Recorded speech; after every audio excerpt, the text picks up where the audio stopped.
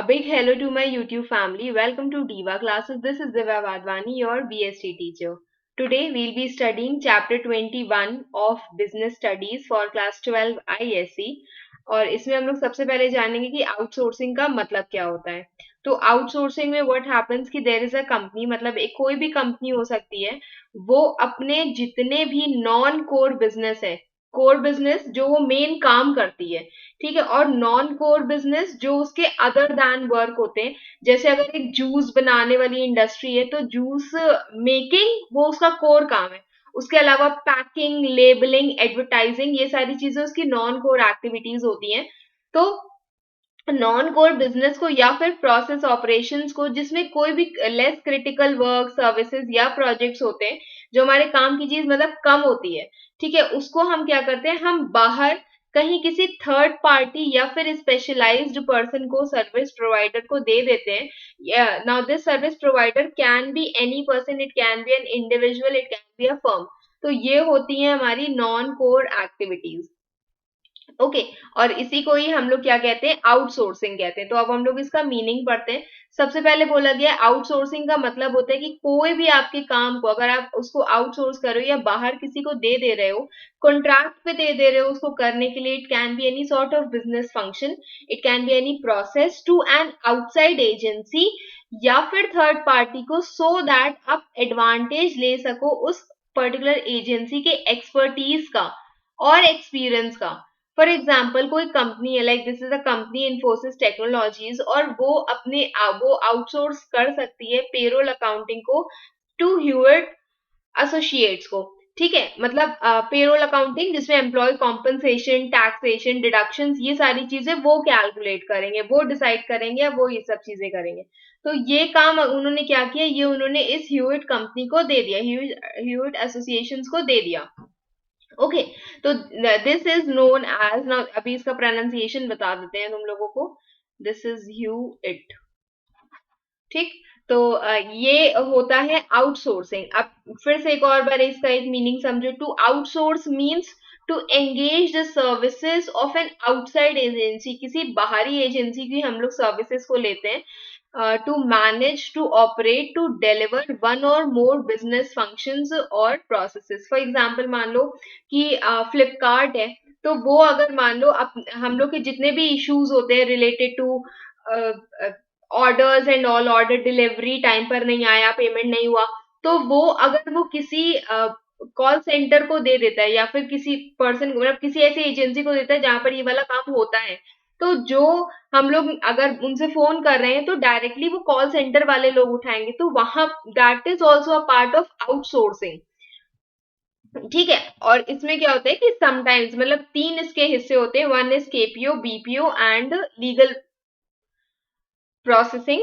ठीक है, legal outsourcing वाला जो होता है, तो ये अलग अलग हम लोग अभी पढ़ेंगे. तो फर्स्ट वन, सबसे पहले क्या बोला गया कि ये जो टर्म है, it was coined bye Eastman Kodak in मतलब incorporated company in 1889, and it means having an external vendor. यहाँ पर क्या होता है कि एक external vendor who provides recurring basis service that would normally be performed in house or within the organization. कोई भी ऐसी सर्विस जो बाहर वाला हमें दे रहा है, वो हम लाइक सपोज करो हम लोग घर में अगर मेड रखते हैं, तो जो काम के लिए हम लोग मेड को रख रहे हैं, हाउस हेल्प रख रहे हैं, वो हमारी नॉन कोर एक्टिविटीज है that we are not performing, और हम लोग उस पर्सन की सर्विस को ले रहे हैं. That is also a part of outsourcing. आसान भाषा में तुम लोग समझ सकते हो. आउटसोर्सिंग अग्रीमेंट में देयर आर थ्री पार्टीज. सबसे पहला द वेंडर और the outsider who is called outsourced.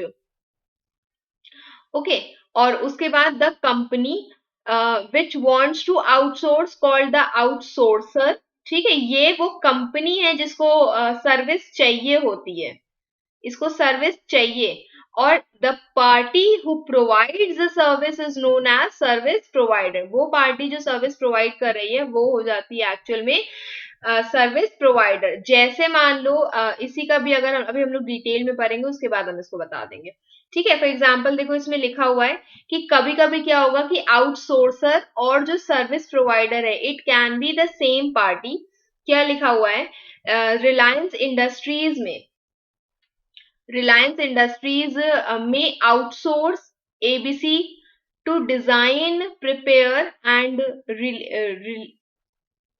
release advertisements for its product. Here, ABC is the outsourced, Reliance is the outsourcer, and the agency जो actually prepare करेगी advertisement को वो कौन होगी?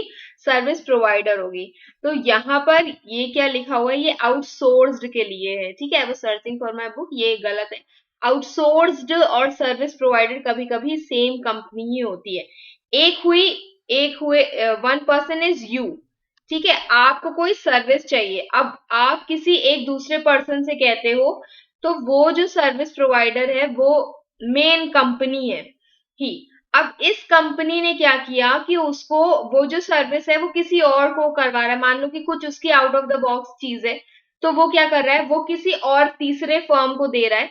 तो एक्चुअल में जो सर्विस प्रोवाइडर होगी, मतलब एक्चुअल में जो थर्ड कंपनी जो काम कर रही है वो सर्विस प्रोवाइडर होगा, और ये इसको काम करके देगा, ये एक्चुअल में इसको देगा. क्लाइंट कौन है? क्लाइंट मेरा ये है, okay.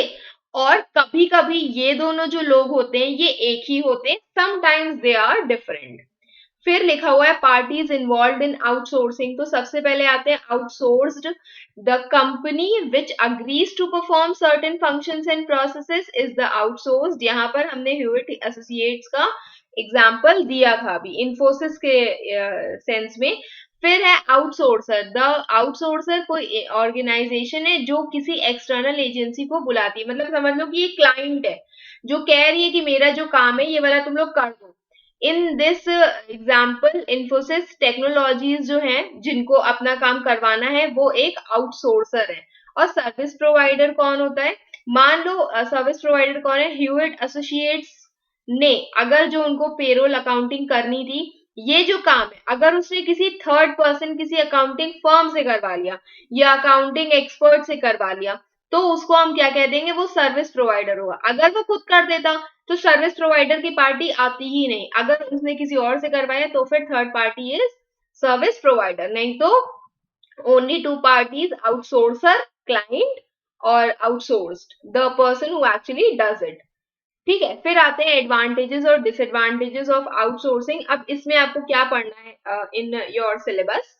First thing is meaning of outsourcing, उसके बाद एडवांटेजेस डिसएडवांटेजेस ऑफ आउटसोर्सिंग, और बीपीओ केपीओ और लीगल प्रोसेस आउटसोर्सिंग तीनों की ही बेसिक अंडरस्टैंडिंग आपको बस होनी चाहिए कि अगर MCQs fill in the blanks आते हैं या फिर उनके सर्विसेज आपको पता होने चाहिए. ये सारी चीजें यू शुड नो. ठीक है. तो first thing this is advantage. I will send you this PDF on Telegram. आप उससे ये सारे फोटोज भी पिक्चर्स भी देख सकते हो. To the outsourced. अब बोला है कि आउटसोर्सिंग के एडवांटेजेस आउटसोर्स्ड को क्या होंगे? आउटसोर्स जो कंपनी होती है दूसरी वाली सर्विस जो देगी हमें, ठीक है, वो उसको अर्निंग मिल रही है. फिर क्लाइंट का नेटवर्क उसका अच्छा हो रहा है और वो अपनी एक्सपर्टीज और एक्सपीरियंस का यूज कर रहा है. अब डिसएडवांटेजेस क्या होते हैं? फिर जरूरी नहीं है कि आपको वो जो क्लाइंट है वो दोबारा से मिले.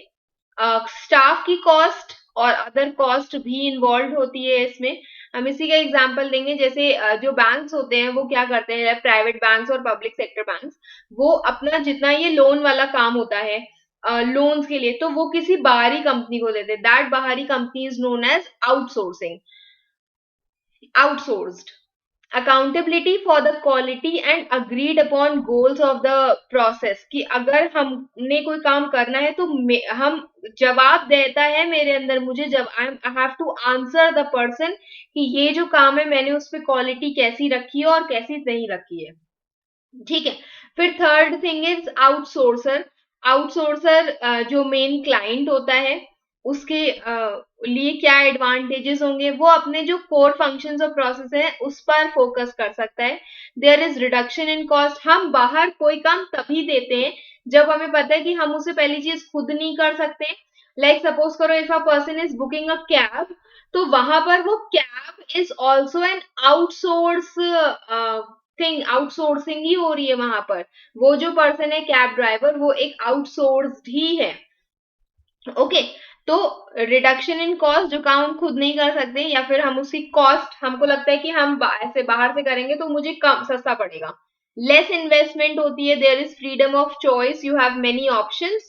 फिर access to high level of expertise not available in the house. For example मान लो अभी हमने ये कैब बुकिंग का एग्जाम्पल दिया, तो अगर हम वो I don't know how to drive a car, तो हम क्या करेंगे उस टाइम पर, हम दूसरे को ये चीज दे रहे हैं, that is also part of, हम उसकी एक्सपर्टीज, क्योंकि उसको आता है वो काम करना, हम इसलिए उसको दे रहे हैं। इम्प्रूवमेंट इन प्रोडक्टिविटी, जोड़ समय, मुझे लगता है कि मैं अगर कार धीरे धीरे चला करके जा पाएंगे उस प्लेस पे, तो वो चीज वहां पर ज्यादा जल्दी हो पाएगी। Same is with the processing also, कि अगर मान लो हमको एडवर्टाइजिंग के लिए कोई बैनर भी बनाना है, तो वहां पर हम उसको बनाएंगे, मुझे बहुत टाइम लगेगा, जिस किसी और पर्सन को देंगे तो that would be easier. Disadvantages क्या होते हैं, हाई फीस होती है sometimes, risk of leakage of business secrets, हमको उनके अपनी कुछ बातें भी उनको बतानी पड़ेंगी, तो ये भी क्लाइंट को नुकसान है। पोटेंशियल कंपटीशन हो सकता है फ्रॉम द आउटसोर्सर, मतलब कोई और आउटसोर्सर से हमें पोटेंशियल कंपटीशन भी हो सकता है। Then there can be more rewards and recognition to employees transferred to the outsourcer, और वहां पर कुछ रिवॉर्ड्स और रिकॉग्निशन उन एम्प्लॉयज को भी मिल सकता है जो उस आउटसोर्सिंग में ट्रांसफर हो गए हैं वहां पर। फिर टू द सर्विस प्रोवाइडर, अब उनको क्या मिलता है, metrics to monitor results and, मतलब उनको कुछ ये वैसे ये वाला मैट्रिक्स ही था, ME वाला, ठीक है, कुछ मतलब स्टैंडर्ड क्राइटेरियाज कुछ थे, तो ये बोला गया यहाँ पर कि देयर इज मैट्रिक्स, कुछ स्टैंडर्ड्स हैं to monitor the results and document overall process improvements, और हम लोग को इन सब चीजों की डॉक्यूमेंट बनानी पड़ती है। True cost is there of the process becomes known, जो असल कॉस्ट है उसकी वो हमें समझ में आ जाती है टू द सर्विस प्रोवाइडर।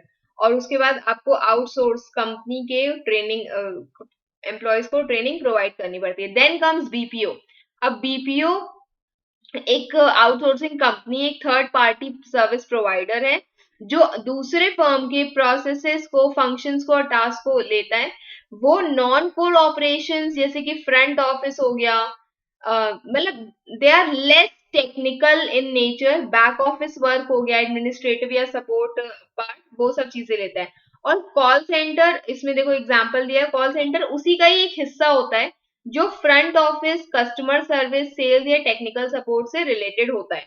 तो ये उसका मतलब BPO उसी का ही एक हिस्सा होता है, अगर BPO का ही एक हिस्सा होता है कॉल सेंटर।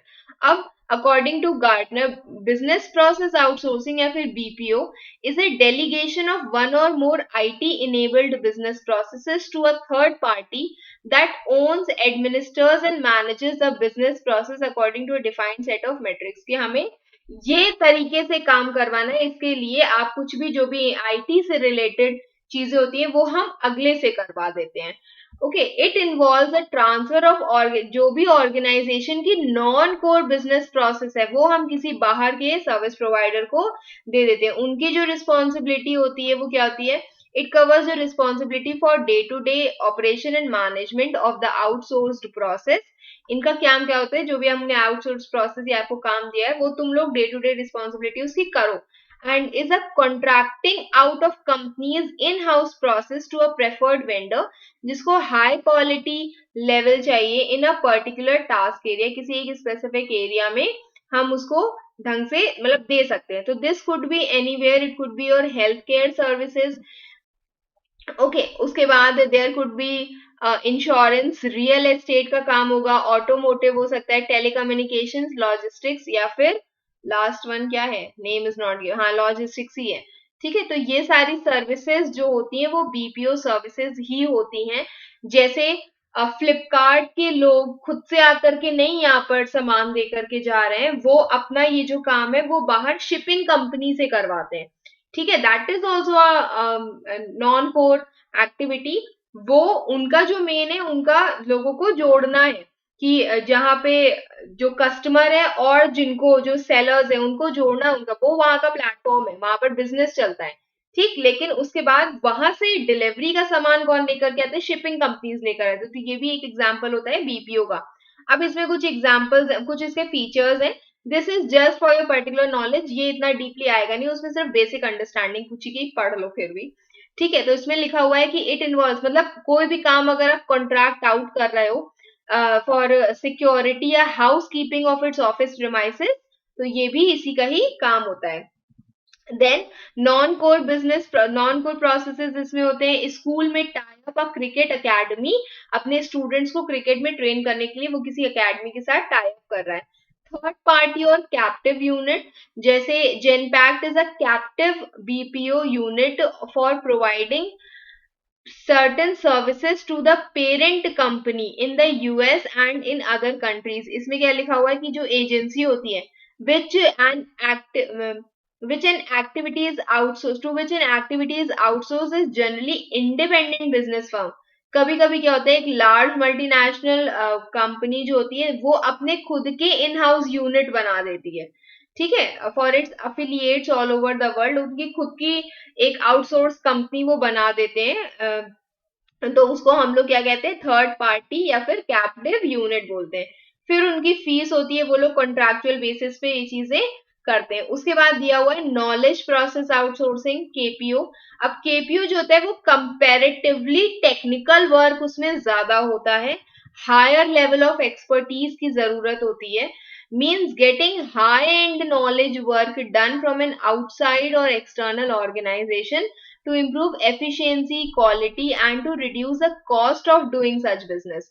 ठीक है, केपीओ में देखो क्या लिखा हुआ है इसमें कि कोई भी हाई एंड नॉलेज काम है, बहुत ज्यादा ज्ञान पूर्वक वाला काम है, वो या फिर हम एक्सटर्नल ऑर्गेनाइजेशन से करवाते हैं, सो एज हम लोग एफिशिएंसी को और क्वालिटी को इम्प्रूव कर सके और cost of doing such business कम कर सके। फोकस जो होता है वो नॉलेज एक्सपर्टीज पे होता है। बीपीओ में जो फोकस होता है वो काम पर होता है, प्रोसेस एक्सपर्टीज, हमें काम करके दिखाना है। In KPO no determined process to solve the problem, rather जो एक्सपर्ट्स होते हैं वो डेवलप करते हैं, मतलब कुछ मेथड्स होते हैं वो खुद से वो लोग बनाते हैं, वो इसमें लिखा हुआ है। उसके बाद इसमें एग्जांपल्स इसमें दिए हुए हैं, इंजीनियरिंग सर्विस आउटसोर्सिंग, मेट्रो बनाने का अगर काम है तो वो सब किसको हम किसी बीपीओ को नहीं, वो फिर केपीओ के अंदर आ जाता है। फाइनेंशियल रिसर्च आउटसोर्सिंग है, बिजनेस रिसर्च है, डिजाइन एंड एनिमेशन है, एनालिसिस है, मतलब जिसके लिए जो ज्यादा टेक्निकल होता है, ज्यादा पढ़ाई वाली चीज होती है। मार्केटिंग सर्विसेज होती हैं, पब्लिश आउटसोर्सिंग है, लीगल प्रोसेस आउटसोर्सिंग या फिर मार्केट रिसर्च आउटसोर्सिंग है, तो ये सारी चीजें इसके अंदर आती है। फिर लिखा हुआ है it is a higher end of BPO, features में दिया है, ये उसका बड़ा हिस्सा होता है, मतलब more technical knowledge is there, knowledge expertise होता है, प्रोसेस एक्सपर्टीज नहीं होते। काम कैसे करना है पूरा प्रोसेस वाला केस नहीं है, बट यहाँ पर the mind is used more. उसके बाद there is no predetermined process to solve a problem, कोई स्पेसिफिक प्रोसेस नहीं होता है किसी प्रॉब्लम को सॉल्व करने का। It is a result of success in BPO sector, इसके बाद ही आप इस पे पहुंचते हो। इट कवर्स नॉन कोर, जितनी नॉन कोर एक्टिविटीज होती हैं। इट रिक्वायर्स प्रोफेशनल्स जिनके स्किल्स, एटीट्यूड्स और एक्सपीरियंस हो, उसके बाद ही वो बन पाते हैं यहाँ पर केपीओ का हिस्सा। ओके, उसके बाद उसमें कुछ सर्विसेज दी हुई हैं। तो सबसे पहले इसमें सर्विस दी हुई है, first one is that is covered under KPO is business and technical analysis, market research, research and development, writing and content development, animation and design, legal services, training consultancy, data analysis और network management. तो ये सारी चीजें KPO का हिस्सा होती है, और आपको इसका डिटेलिंग नहीं, बस आपको इसके पॉइंट्स याद होने चाहिए, ठीक है। नेक्स्ट इज बीपीओ के अंदर merchant banking, factoring services, advertising, courier service, designing animation किसका हिस्सा होता है, केपीओ का, बट एडवर्टाइजिंग एजेंसी। अब मान लो एडवर्टाइजिंग एजेंसी है, वो अपना ये जो डिजाइनिंग का काम है वो किसी तीसरे इंसान को दे दे, तो वो तीसरा इंसान सर्विस प्रोवाइडर बन जाएगा, ठीक है। फिर एडवर्टाइजिंग हो गया, courier, transaction, technical support, customer support या सेलिंग इंश्योरेंस पॉलिसीज, ये सब बीपीओ का हिस्सा होता है। फिर उसके बाद इसमें लिखा हुआ है बीपीओ और केपीओ का एग्जाम्पल की, मतलब दो डिफरेंसेस दिए हुए हैं that you can study here. Cost arbitrage यहाँ पर, मतलब कॉस्ट कटिंग यहाँ पर ज्यादा होता है, बट यहाँ पर नॉलेज का हिस्सा ज्यादा होता है कि कोई ऐसी चीज जिसका ज्ञान उस पर्टिकुलर कंपनी को नहीं है, तो वो अपना काम बाहर आउटसोर्स कर रही है। क्वालिफाइड प्रोफेशनल वर्क होता है इसमें, and highly skilled employees are there इसमें, ठीक है, जो जिनका सब्जेक्ट मैटर एक्सपर्ट्स होते हैं, वर्क इन केपीओ इंडस्ट्री। फिर है last one, the legal process outsourcing, जिसमें it is a practice involve certain involve contracting certain legal services to outsource service provider. वो इसका पार्ट होता है कि मतलब हम लोग जो भी हमारा लीगल काम है वो हम किसी बाहरी कंपनी को दे रहे हैं, बाहरी सीए को दे रहे हैं, या फिर इनकम टैक्स एडवोकेट को दे रहे हैं, तो ये सारी चीजें मेरी लीगल प्रोसेस आउटसोर्सिंग में आ जाती हैं। तो कई सारे ऐसे बिजनेस फर्म्स हैं जिनका जितना भी लीगल प्रोसेस कंसर्निंग है, लाइक लेबर लॉज हो गया, टैक्सेशन, कॉर्पोरेट लॉज हो गए, इन सबसे रिलेटेड जितनी भी चीजें हैं वो मतलब इन चीजों में, इन चक्करों में उनको पढ़ना होता है। तो जैसे आईपीआर्स हो गए, legal coding, para legal services, legal research and information of legal advice, contracting and administration, document and review analysis, application drafting and filing और matters of IPR। so ये सारी चीजें किस में आती है? लीगल प्रोसेस आउटसोर्सिंग में आती है। मान लो हमने कोई एडवोकेट को हायर किया है किसी भी काम से रिलेटेड, तो वो मेरी नॉन कोर एक्टिविटी है। हम जाकर के खुद केस नहीं फाइल कर सकते, या हम खुद जाकर के केस नहीं लड़ सकते if I don't have that much of experience. तो वो जाता है मेरा लीगल प्रोसेस आउटसोर्सिंग में, जो कि केपीओ का ही एक हिस्सा होता है। नो बिजनेस फर्म जो है वो सारे लॉज में उसकी एक्सपर्टीज होती है, इसीलिए बिजनेस फर्म्स क्या करती है, जितना भी उनका लीगल काम है वो लॉ फर्म्स को दे देती है। सच आउटसोर्सिंग जो है वो लीगल प्रोसेस आउटसोर्सिंग का हिस्सा होती है। जैसे मान लो रजिस्ट्रेशन ऑफ पेटेंट्स हो गया, ट्रेडमार्क्स हो गया, प्रोटेक्शन ऑफ आईपीआर हो गया। एक law firm specialising in IPR laws is engaged similarly to launch issues of shares and debentures।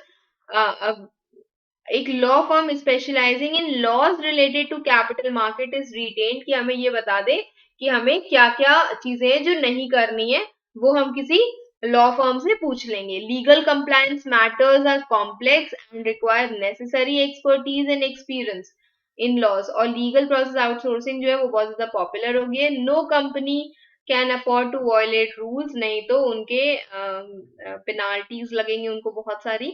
इसीलिए companies are increasing outsourcing their legal matters, इसीलिए वो सब चीजें वो खुद ना करके वो बाहर आउटसोर्सिंग कंपनीज को दे देती हैं। Okay, so this is all for today. I hope you all have understood.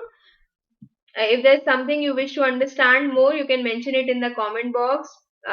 Keep preparing for your exams. Best wishes. Thank you.